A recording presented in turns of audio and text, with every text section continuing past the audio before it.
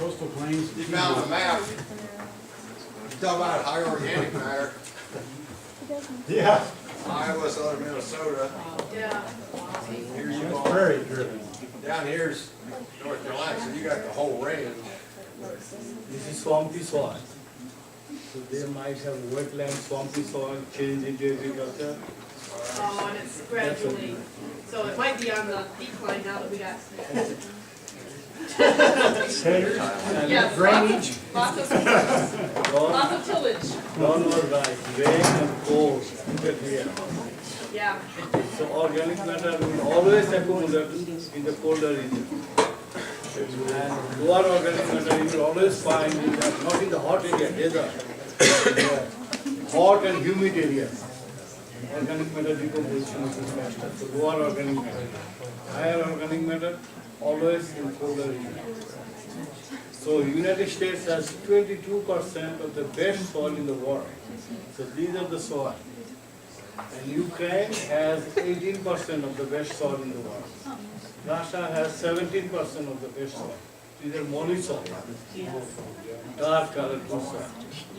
Ukraine, USA, Ukraine, Russia, Canada. Those are all formed under prairie, Rafik? Right, Brazil, Argentina. So few countries will control the world food production and the power. Yeah. You're gonna have, I'm serious. welcome for supper tonight.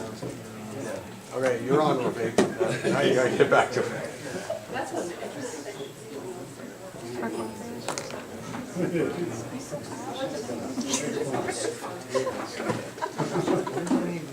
Okay, let's start.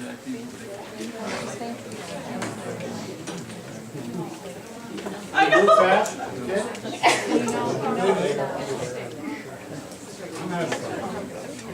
So look at here, so we are going to do some color test. We have the test kit, we have two soil, Jerry brought. One is no till, one is conventional till soil. So we are going to add some solution and see the changing in the color. Do some homework. Okay, let's see. You know all soil quality. What is soil quality? Soil quality is the capacity of the soil to do certain functions. And those functions are related to crop production. How they support crop production, or nutrition, or regulate soil and water quality, or air quality. And also how they recycle different disposable material when you throw in the soil. And how they support construction or engineering. And also nutrition, animal and human nutrition, public health and sanitation. So all these in response to management system, that means how we manage the soil. If we manage the soil properly and how it provides the function, that's the important ecosystem services. So sometimes you will see soil quality and soil health. So scientists always say soil quality because we can quantify the amount of microbial biomass, microbial activity, chemical properties like organic matter, pH, particulate organic matter, and also physical, structural stability. But when you talk about soil health, something like public health, it's something we cannot really measure, we can evaluate. So that's what the popular talk is, soil health. So when you talk about soil health, it's like a holistic approach about the condition of the living system in the soil.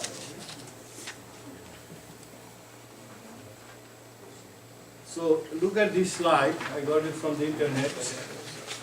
When Moses moved from Egypt, where he went to Israel, Canaan. Look at that, he went to the valley of the Jordan River. Why is that? Because fertile soil, the good quality soil to produce crop. That's why he moved to go there. He didn't go to other part of the desert. He went to the place where he can find water and good land to grow crops for his people. So people knew from the very beginning about the value of the land, the quality of the soil. Even if you look at all this old civilization, every civilization is settled or based near the water, and water means alluvial good soil for production. all civilization based on water and good soil and good land. So how do you evaluate soil?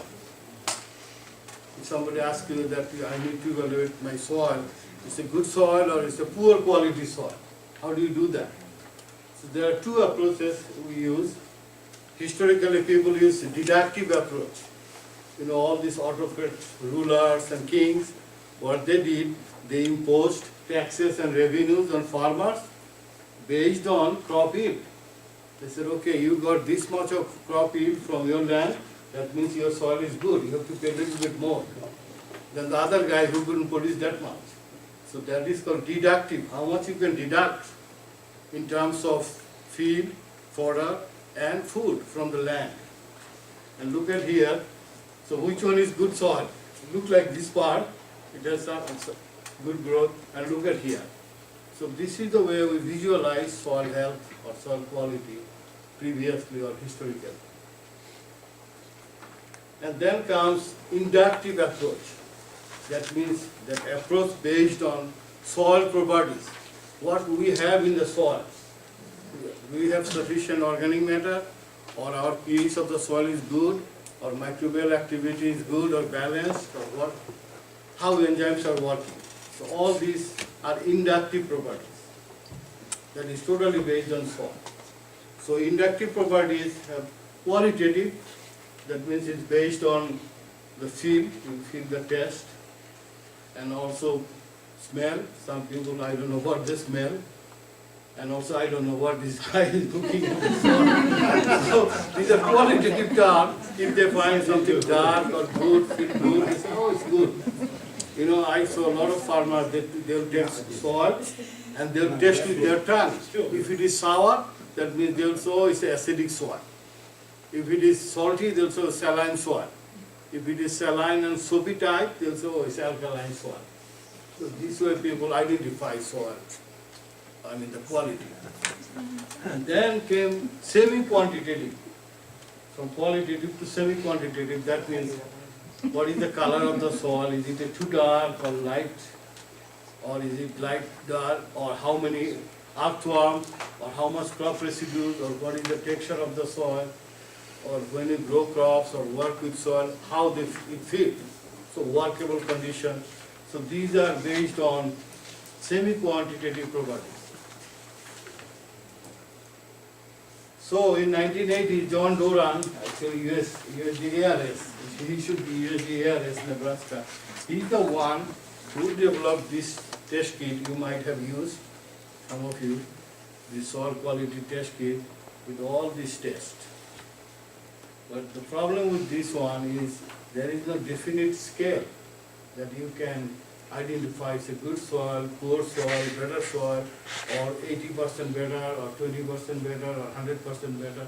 There is no scale, and this test needs almost whole day. And then you have to make interpretation on something assumed. There's no definite categorized functions or any values. So then we came into the scene when I was doing my PhD. NRCS funded that to Alabama, from Alabama, NRCS. And that was my PhD to develop a soil quality testing. So we looked at the soil quality properties and we found three different types of properties. One is very dynamic, ephemeral, that it changes day, night, or within a week. These are the properties. If you irrigate, you have a lot of water. Or if you have rain, a lot of water. But when it is dry, it changes quickly. And so field respiration, if you plow, the respiration will go up because of oxygen infusion within the soil. If you apply lime, after 72 hours or within 1 week, pH will start to move. And same thing about nitrogen, phosphorus, they will change in response to fertilizer. So we consider that these properties may not be good because they changes too quickly. So we need something which will change systematically and we can get certain response over time. And that's why we try to find out this type of organism. They're dynamic, but they will change in response to management system. These are the properties. And these permanent properties or inherent properties, they are not going to be changed. So we discarded this one and this one. We concentrate on middle one. I'll not go to the mathematics. Okay. So we thought if it is soil quality, how we are going to calculate that soil quality and evaluate and develop this test. And we will try to find out the easy way, like a litmus paper test, to evaluate soil quality. So that's what we start with organic matter.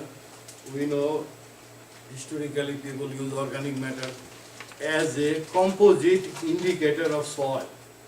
Because if you have organic matter, you have more water holding capacity, more CEC, more nutrient, more biological activity.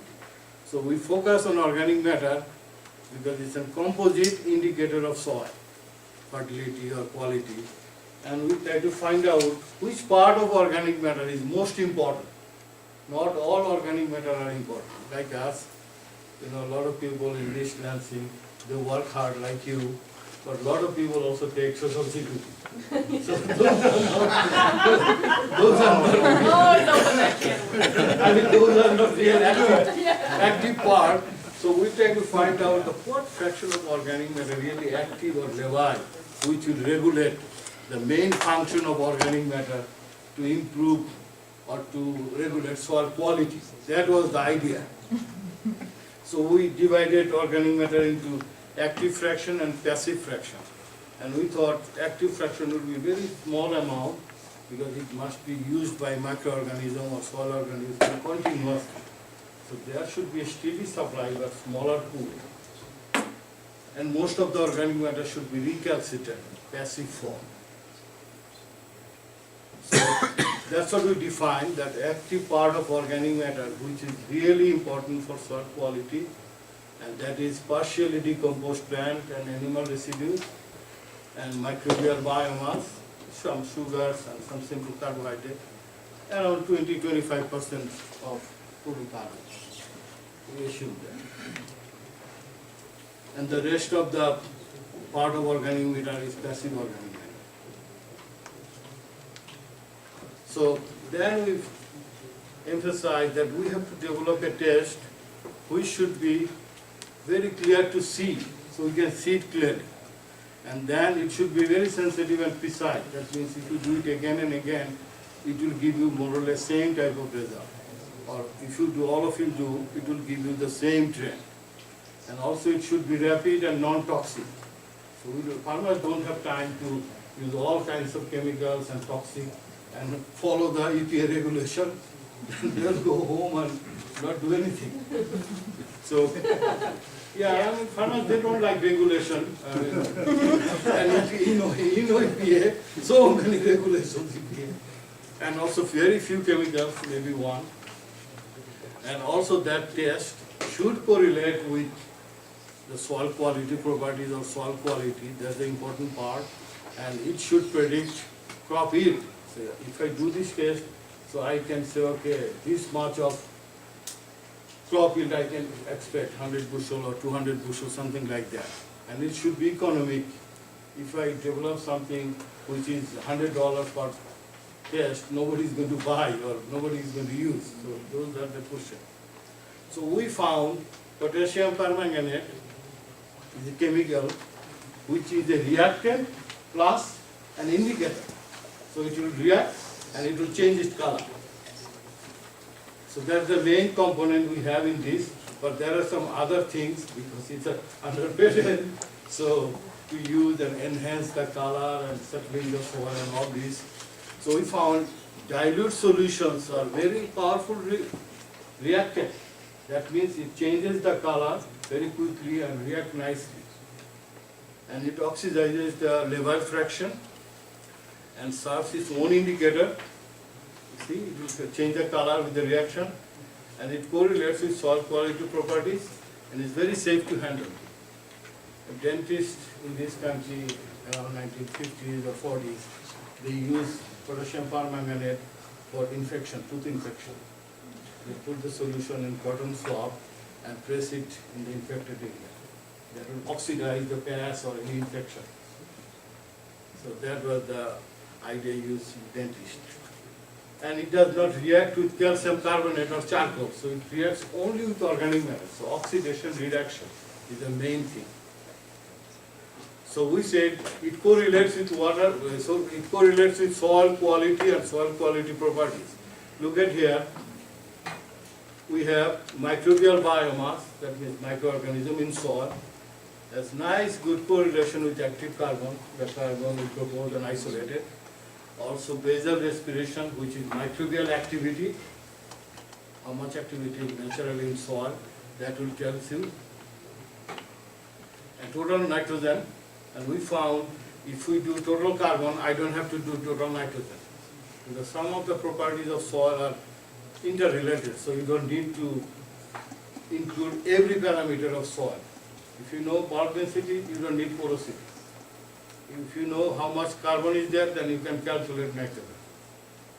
So we use nitrogen, look at the nitrogen relationship, and also particulate organic matter. That means the organic carbon or organic matter protected within the soil aggregates.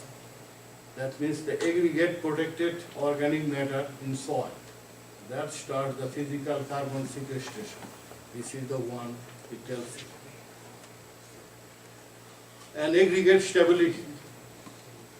So what is the relation? George already talked about glomalin and microbial stuff with aggregate stability, because active organic matter has microbial part, microbial glue or microbial polysaccharide or fungal polysaccharide, and that's why it correlates with aggregate stability. And look at that, how many soils we have used. Crop yield, 1376. So far, crop yield, we haven't got very good correlation or relationship. 43 times we are right, so 57% of the time we are wrong. 50-50. The others we have very good relationship, but still we are working on that. Crop yield and carbon is very difficult to get the information. And also when we combine all the soil properties, the selected soil properties we included into an index or scale, the 0 to 1 or 1 to 100 scale. 100 would be the best soil, or 10 or close to 0 would be the worst kind of soil. The range, look at this correlation. It correlates a little bit curvilinear. So finally the test, what you are going to do and we have done, that we have two soils over there, take a spoonful of soil, around 4.8 or 5 grams of soil, with a spoon at the back, and take it into the bottle and add 0.2 molar solution, is already there, 2 drops, and then add water and shake for 2 minutes, and then let the bottle on the table for 5 to 10 minutes, the color will start to change. So lighter the color of the soil, the best quality soil you have. If you have colorless soil, that means that is the best soil. If it is light color, that means good to best. If there is no color, dark pink color, that means it's a poor quality soil. And you can see from here, look at this soil with grass soil. The color is light, and look at this cloud soil, and the color is dark. Color didn't change at all. How can you relate it to the nitrogen if something's already growing? Like, we talked about hairy vetch, it's hot. But if you haven't been doing it for a long time, you're gonna say, well, I'm gonna get such and such a nitrogen credit. You're not gonna get that from necessarily the organic matter test, right? Yeah, you will find out how much. Yeah. Okay. Because you have to understand one thing, carbon and nitrogen, they are stoichiometrically linked. Right. So every 10 unit of carbon, you need 1 unit of nitrogen. Yeah. So carbon, you cannot sequester. If you put 1,000 tons of crop residues, you will not accumulate organic matter if you don't have nitrogen. And if you don't have carbon, you cannot have nitrogen accumulation in soil. So there should be a balance. So that balance is the stoichiometric relation of carbon and nitrogen, not only plant, human. Human same thing, it's a certain balance nature has created for us. So that stoichiometry, from that stoichiometry, you can easily calculate how much nitrogen is there. We use more than 3,000 soils to develop this test, and then try to correlate and find out all these information. Let's move on. So after NRCS, we developed this in Maryland, and then Ohio, then Cornell start also. Cornell is using our test, but without any credit. They don't give any credit, but they're using our test.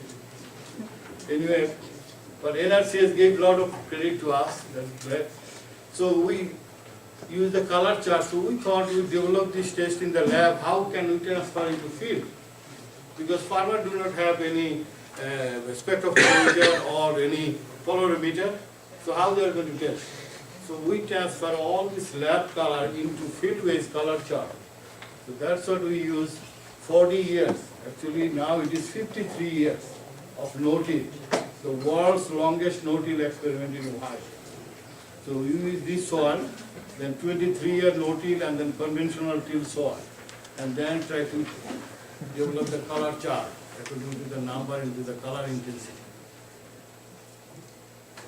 So finally we come up with this one, that when you take soil and 2 milliliter of solution and add water to make it 20 milliliter and shake for 2 minutes, the color will change. If color don't change or it change a little bit, that means you have around maximum 400 pounds of active organic matter or active organic carbon, around 12 pounds of nitrogen, and we have other properties. We didn't put everything, how much microorganism, how much structural stability, how much enzyme activity, everything we have. But for you only we put few of them, and fair quality is little bit light, and good quality soil is really light, and excellent quality is colorless or really, really light. So that soil quality you are going to test based on this shaking, 2 minute shaking, and matching with the color chart, then you will be able to identify that soil quality in the field. So this is not a 100% proof test. It will give you an idea whether your soil is doing good in response to no-till or cover crop or conventional till, some idea. We did that workshop in Texas. One of the NRCS guys from New Mexico, and he said, "Oh, it looked like a little bit pregnancy test." Soil pregnancy test. Yeah. Soil pregnancy test. So we did this test all over the world. I mean, this is just, we did it in June in Ukraine. The Ukrainian soil, this lady did this test. Look at this test. Within few minutes color changes. It's because they are one of the finest soil in the world. And also this is in Ohio NRCS training. So some of the NRCS people are doing this and they try to match the color of the solution. So how we can manage our soil quality or soil health? We have heard all kinds of talk, organic matter management and everything. I just wanted to say what we said, CQ, that is the future agriculture, or to manage the soil and improve the quality. The number one should be conservation tillage. That means continuous no-till. Like in Ohio, lot of farmers, they have all no-till soybean. 90% farmers are doing no-till soybean. But when they grow corn, they will plow it. But they will say, "Oh, we are no-till." So we said continuous no-till. That would be the foundation of the sustainable ag. And then you have to rotate your crop. Different types of crop means different types of food, different types of vitamins, flavonoid, organic acid into the soil or food. It will attract different types of microorganisms. And the last of it is cover crop. You need cover crop. And Dave Brand, everybody talked about Dave Brand. We actively work with Dave Brand. The main idea is you have to have mixing of cover crop to maximize the sunlight and nutrient use, water use and space use. So in Dave Brand's field, what we do, we use 2 crops, Sudan sorghum grass and pearl millet as the top story. Only 20% of the total biomass or the seed. So tall storage would be pearl millet and Sudan sorghum grass 20%. Middle storage sunham and oats around 20%. And the bottom part will be legume, hairy veg, cowpea or soybean. The soybean is an excellent cover crop. It is cheaper than any other cover crop. And also oilseed radish. That would be the 60% of the cover crop mix. When you use any cover crop, we said go 60% at the lower level, it will cover the ground, and use the middle level 20% and 20% top level.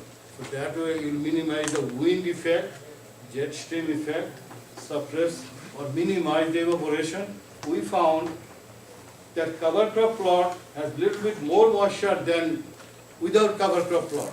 Some people don't believe it. And initially I had a hard time to believe it because it's different types of cover crop and the water use efficiency of oats, Sudan sorghum grass and pearl millet is very high. So they take less water compared to the other. So that's maybe the reason they reduce the crop water use, and also they are just working as a synergistic way to use the water and shade the ground such a way there is no evaporation. So that's the way we found you can totally eliminate the weed and get maximum. So highest biomass Gabriel got from 8-way mix, almost 7.9 tons of dry biomass per hectare. And it has provided almost 200 pounds of nitrogen. That's why he doesn't need any nitrogen. And we measured his field for 37 years no-till, 10 years of cover crop plots with GIS-based plots every 50 feet. We found in some places he has almost 7.2% organic matter. 7.2%, certain spot. But overall he has around 4.1% organic matter. But certain spot, I have those mass, three-dimensional mass, 7.1% organic matter. So that's the main idea, that improving soil quality, you have to have continuous no-till and cover crop. Continuous no-till will keep the soil intact, good quality and good structure, but it will stratify the nutrients. That's why we have phosphorus problem. But when you add cover crop, it will recycle and change inorganic or soluble phosphorus into organic form within the biomass. So that's the way you are going to recycle. And then crop rotation will improve the use of phosphorus. So that's the way you have to improve the soil health and maintain your crop production. So I'll show you a video how to use this test kit. One of our students have done that. So after that you can do it. Oh.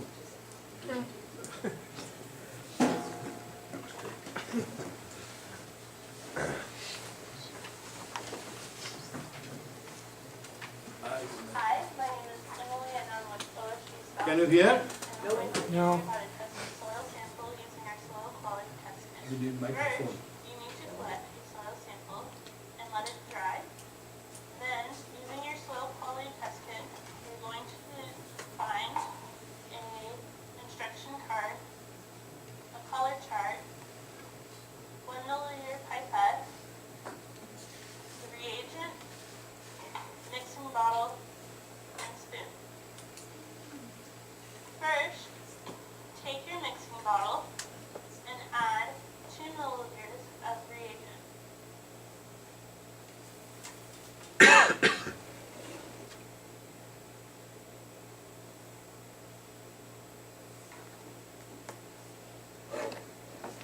After adding the reagent, fill the bottle to the 20 milliliter mark with regular tap water. Any water you can use. After adding the water, add your soil sample. Using a spoon, take a level sample and put into the mixing bottle. Tap the bottle and shake well for 2 minutes. shaking, let the samples tread for 10 to 15 minutes so that the color develops. We have some examples of soils. This is considered a good soil.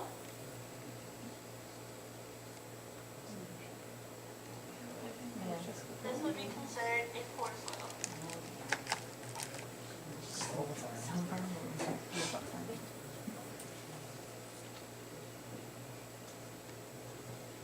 So any questions? We have two soils, we have two soils at the back. One is no-till, long-term no-till, one is conventional till. We are not going to tell you which one is which. You can identify by yourself with this test. It will take around 10 minutes, 10 to 15 minutes will be done.